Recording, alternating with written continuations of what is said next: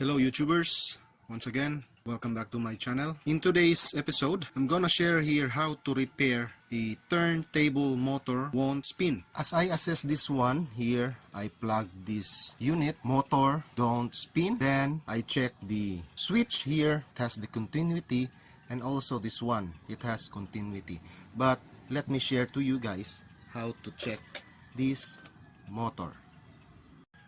To check the motor, set your multi-tester to times 10. Let's check the continuity of the coil of this motor.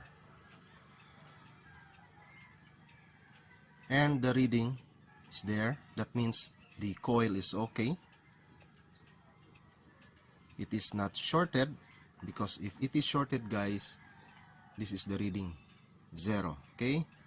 Since it is not shorted, I will say for now 50% chance that the motor still okay. So let's get started. I just pulled out the motor from that main chassis of the turntable. One thing that I noticed is this.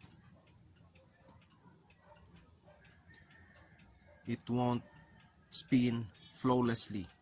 So what I'm gonna do to this is to clean the bearing, the shafting, and remove the hard grease. And also this part here, I'm gonna rewire this one.